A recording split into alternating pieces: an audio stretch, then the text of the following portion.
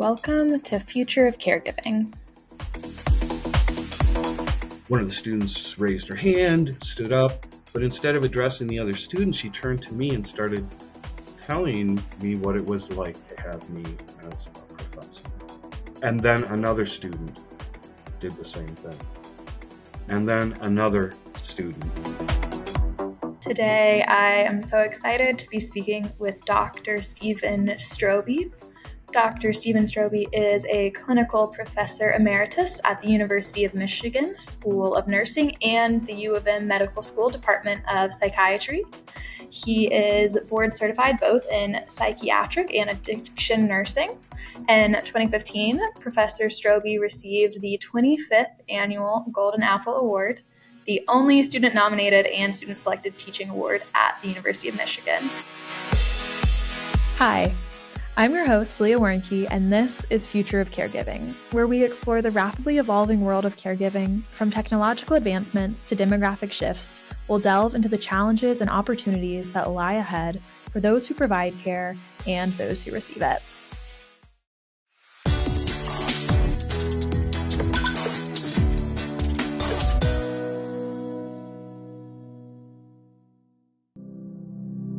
To start us off, do you mind giving us a snapshot of what you do and how you got there? It has been a long and fruitful road. I started my interest in mental health nursing actually came with the initiation of a federal initiative to increase community support for young adults with chronic mental illness. I started working in a group home back in the early 1980s and felt almost immediately that I'd found my niche. A friend of mine who was a nurse who worked on an inpatient psychiatric unit said, you really seem to be liking this. Do you think you'd like to work in the hospital? Yeah. And that started my journey. That's what propelled me then to pursue a degree in nursing, finish my prerequisites, and throughout my academic and professional career, I've been really fortunate and have been able to build on prior experience. So as a result of that, I've received, I call it my Q 10-year plan. There was no plan to it, to tell you the truth. And you may find that in your own life and lives, that opportunities will present themselves and we make a decision either to accept those challenges or not. So I received my bachelor's degree in nursing in 1989. My graduate degree in 1998, and my PhD not until 2009. Professionally, my positions have included direct patient care, both at the generalist as well as the advanced practice level. I spent several years dedicated to clinical research, 100% appointment in that. As an administrator, was co-founder and the first clinical director ever for the University of Michigan Addiction Treatment Services. And I knew that I always wanted to teach. And so in the final lapse of my career, I accepted a faculty position at the University of Michigan School of Nursing and their Department of Psychiatry about 10 years ago. And that brings us to the present moment. Wow, that is certainly an impressive career, and it sounds like a lot of your career has been dedicated towards mental health advocacy and education. And I came across a quote from you in my preliminary research that says mental health and substance use disorders remain among the most prevalent, potentially fatal, and least understood and accepted of all human conditions.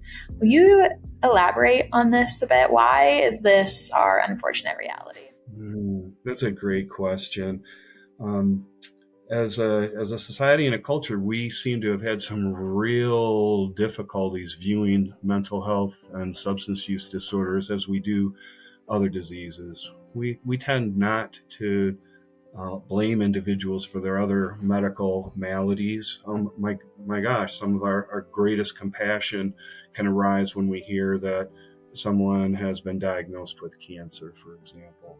But oftentimes that same degree of humanity, empathy, and compassion is not present when we're talking about individuals with mental health or substance use disorders.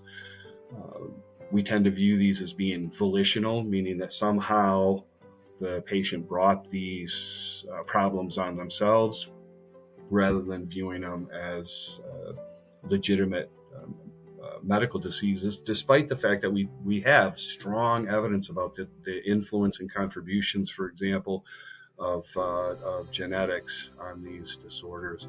As a result, we oftentimes are expecting people to just kind of bootstrap themselves, just snap out of your depression or just stop using. And as a result of that, oftentimes we find ourselves being much more judgmental, stigmatizing, and discriminatory toward those with these disorders. As a society as a whole, we tend to take a more moralistic rather than medical view, and are quicker to mete out punishment than we are treatment. Yes, that explains well the unfortunate stigma and judgment that is still persistent across society and how we treat and help people with mental health disorders or conditions. And so it reminds me of a course that you taught for about a decade, I believe, called Mental Health and Illness Across the Lifespan. And it was a course that was required for all undergraduate nursing students. Can you explain a little bit what the content in this course was like and why it was so important for these pre-nursing students to learn?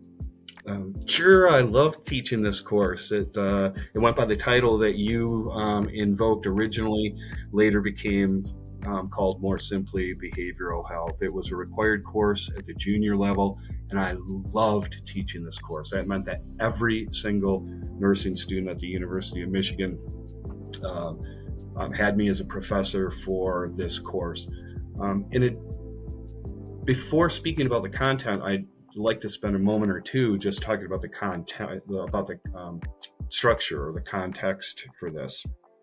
So used what's called flipping the classroom approach, which was actually relatively new a decade or so ago.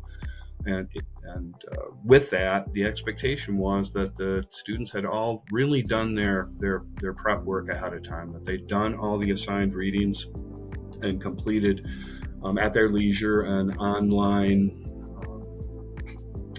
quiz, so that we could really spend our time delving more deeply into the content and the related activities. In addition to theory and lecture courses, all the undergrad nursing students also are in clinical rotations, and they spend times on med-surg, mental health, a number of different medical and nursing units in groups of about 8 students. We're really fortunate. I had the privilege of speaking in what I consider to be some of the best lecture halls in the entire country. So we're set up in pods so that I could structure this and keep these clinical groups together, so that the same students would work together not only in their clinical setting but also in the class setting. As you might expect by the title of the course, it was introductory across virtually all of the major mental health and substance use disorders. Strong emphasis on personal reflections, that just rote regurgitation of content is not anywhere as meaningful as people wrestling with some of this content and coming to some understanding of where they are in relation to that information. The teams then, after every class, we would review any of the questions that were problematic from the individual quiz. And then at the end of that session, the groups would then complete a quiz as a group.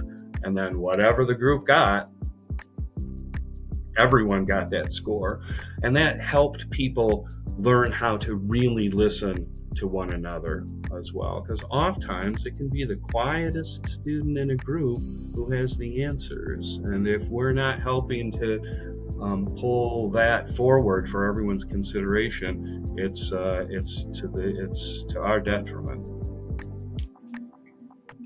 Yeah, I've certainly participated in some flipped classrooms before, and it requires a level of ownership in your learning, which is so important. And when done correctly, the results are so amazing. You have students who are more engaged and getting just more out of it. So that's great. And I believe in this course, you also had some pretty unique assignments. I'd love for you to share what some of those are, some community engagement or extracurricular, extra credit type assignments in this course. Well, one of the required activities actually was for students to have a better understanding of substance use, treatment and recovery. All students were required to attend an open meeting of Alcoholics Anonymous and to reflect on that experience. Even among those in nursing, we're often not free from our own preconceived notions, stigmas associated with with patients with certain disorders. And sadly, even among nursing, there still exists a fair amount of judgment against individuals with substance use. Open meetings, anyone in the community can go to. And traditionally, AA has had very strong positive relations with educators, with clergy, with law enforcement, and the like. And so when students attended and reflected upon this experience, so this is an example of experiential learning, not just cognitive, that you're really immersed and have a different encounter with the material. It was really moving to see how a lot of that judgmentalism fell away and that empathy and compassion followed. There's a researcher at the University of Michigan, Dr. Bruce Link, who did some research about stigma toward those with mental health disorders. And I think it's probably more broadly generalizable, but his primary finding was that education alone does not decrease stigma. That what decreases stigma is contact. That when we know people who are struggling with almost any disorder, it's much less likely that we're going to be harshly judgmental toward them. And that opens the doors then toward increased compassion and real care. One of the other, you asked about extracurriculars or extra credit. I hope that each and every one of you who are caregivers, whether it's the undergraduate students, family members, or friends, it's nearly impossible for us to be able to care for others unless and until we care for ourselves. And it's real easy to push that off to the side. I know, even though I'm on the other side of the podium, oh, gee, this won't come as much news to most of you. Gee, guess what? College is stressful. Will you agree? Yeah, certainly. And so along the way, it's really important for us to be engaging in self-care. So I offered 2% extra credit across the board, across the entire course, for any student who would successfully complete a self-directed exercise program that's sponsored every fall and every winter at the University of Michigan. And that engaging in physical exercise is actually one of the best strategies for prevention and even treatment of disorders such as anxiety, depression, enhances mood, stamina, improves sleep, appetite. And it was really gratifying to see how many students accepted that challenge. And in terms of their own rational self-interest as students, the vast majority successfully completed this challenge. And in addition to that, that was enough, that 2% was enough to change their grade from an A- to an A, toward which, surprisingly, almost all college students seem to be striving. So, yeah, I certainly would have loved assignments like that. And with this sort of creative direction towards your course, really making sure your students are getting in these experiences that will benefit them in, the real world as they're entering their clinical careers. I can certainly see why you were an excellent candidate to receive the Golden Apple Teaching Award. And so I want to ask you a little bit about the premature last lecture that you gave as part of that award. And also, to start us off, will you just tell the story of how you found out that you had won that award? Because it's a pretty heartwarming story.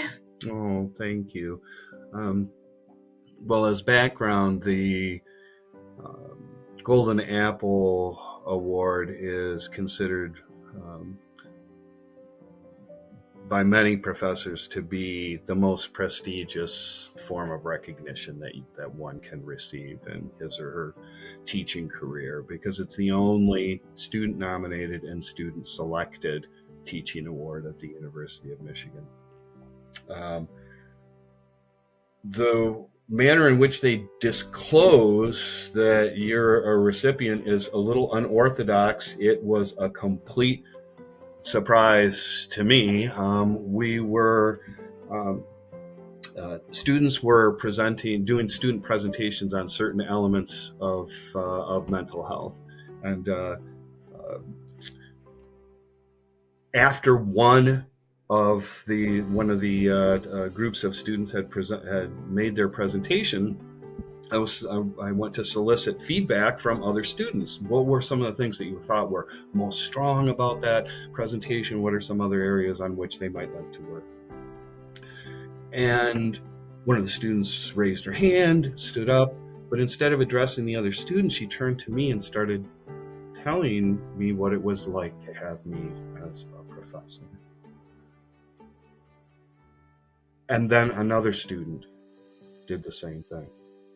And then another student, at which point I just had to be open about the fact that this all felt, it was really nice to hear, but it was a complete non sequitur, and would somebody like to tell me what was going on, at which point into the classroom, so that into the classroom comes an entire entourage, including the Golden Apple Committee and my beloved wife, Lynn, to bestow upon me the proclamation that I was receiving this honor, a huge bouquet of flowers, and perhaps my favorite, a box of donuts. So it was even the announcement itself was unorthodox and surprising. Wow. That sounds like an incredible moment, and to have people so special to you there celebrating you. Truly, I can imagine quite the honor. Just getting that recognition from the students who, and the whole reason you're doing this job is for them. So Precisely. It's an incredible honor for sure. So as a part of this award, you were asked to give a premature last lecture. Well, their terminology for it is an ideal last lecture. An ideal lecture. I labeled my own premature last lecture because I certainly wasn't ready to quit yet. So yeah. Well, in your ideal last lecture, you gave 12 pieces of life advice, one of them being sometimes it's wonderful to be wrong. Mm-hmm. And I'm interested in hearing about a time in your life when this may have been particularly true.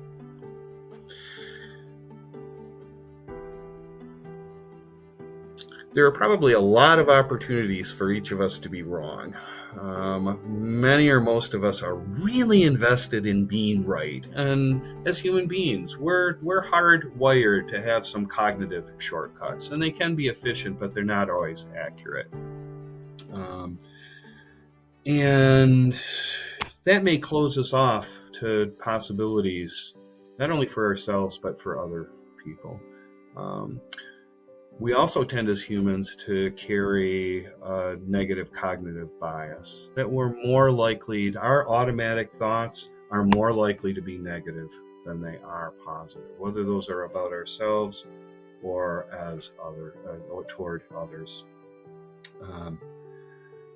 I recall on probably more than one occasion, you asked for a specific example.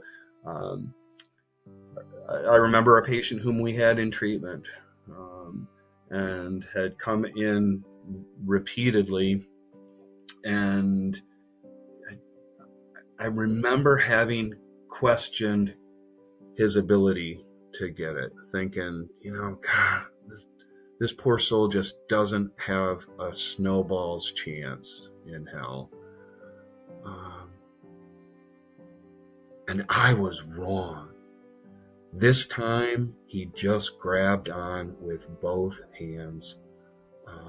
And I remember him returning to the clinic year after year after year to show me his sobriety token at year 1, year 2, year 5, year 10.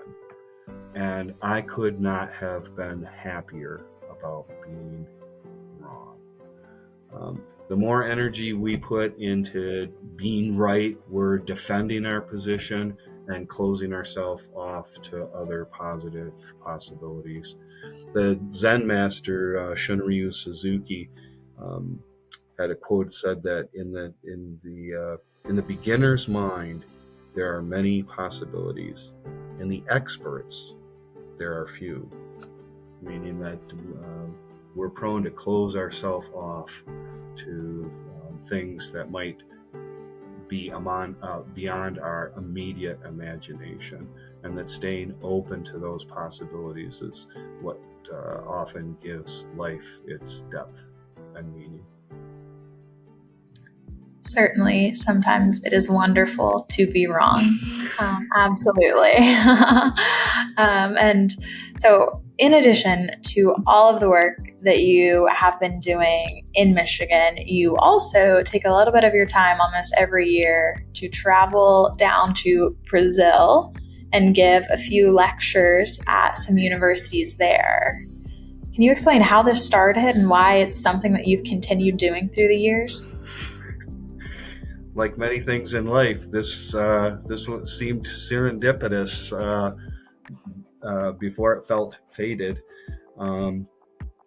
I had barely started as a professor, and there were 2 faculty who were visiting from the University of Sao Paulo in Ribeirão Preto at our School of Nursing. And as you've probably gathered by now, I've devoted my entire career toward areas of practice that have not always been popular, recognized, or even respected. That's psychiatric and addictions nursing. And ironically, these faculty members approached the dean and said, do you have any, who here specializes in mental health and addictions? And the dean said, oh, well, it just so happens that Dr. Strobbe has just started teaching with us. That led to a visiting professorship in 2013 that's occurred in not only Brazil, but also in Thailand, and was the beginning of a really fruitful and enriching experience for me. So since 2013, we also I was honored with a Fulbright. So for up until the pandemic, I was spending between 1 and 2 months or more a year, every year in Brazil, and now have friends and colleagues at the University of Sao Paulo in Sao Paulo, as well as Ribeirão Preto, and that's a public university, and then another friend and colleague at the University of Fortaleza, which is up in the northeast region of the country. And in fact, I'll be returning there for the first time, both Sao Paulo and Fortaleza, for the first time since the pandemic, this coming Friday, and we'll be spending 2 or 3 weeks there. As a result of that, I've been able to work with other faculty members, and as it has turned out, I've actually had more master's and PhD students in Brazil than I did at my own university. And so to be able to watch and guide them in terms of their research proposals, their defenses. I've been a jurist and been honored to be a co-author then with students and faculty members, and we have a number of mutual publications together. I love the country, love the culture, the music, the food. The people are warm and gracious, and it's a very rich culture. Oh, and the coffee. If I didn't mention that one already. Serendipitous, absolutely. And I wish you luck in your upcoming travels. That's so soon and so exciting. I'm glad you get to go back. So am I. Thank you. I'm really looking forward to seeing these colleagues and friends again. I bet. As a final thought to wrap us out, I'm interested in hearing some advice that you have for pre-health students who are in the very beginning of their clinical careers. First of all, I wish to commend each and every one of you who is pursuing a pre-health degree.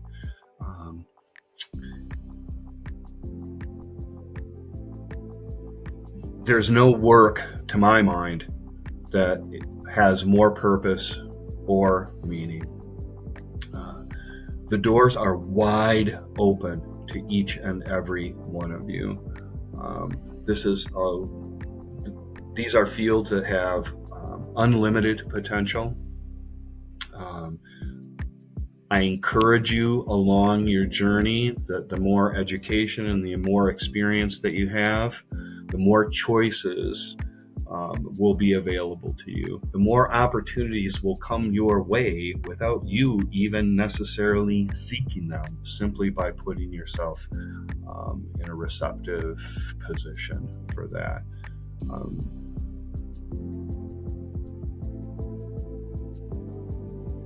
Our health system needs your energy, your knowledge, your skills, and your dedication.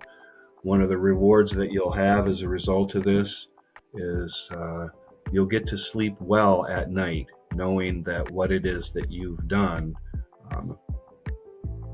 has a direct influence on the lives of other people.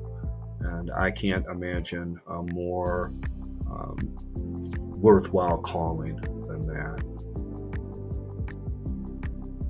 In the meantime, please remember the invocation to take care of yourselves so that you're in a position to be able to take care of others. Whether that's exercise, a mindfulness practice, therapy if that's indicated, but please take good care of yourself. Thank you so much, Dr. Strobbe, for your time, for your voice, for sharing your insight and wisdom with us. We really appreciate it. I appreciate the opportunity, and so thank you so much for this invitation. And that's a wrap for this episode of Future of Caregiving, brought to you by Cariaya. We hope you've enjoyed this exploration into the world of caregiving, and you learned something new and valuable. If you want to stay up to date on all things caregiving, don't forget to subscribe, rate, and review.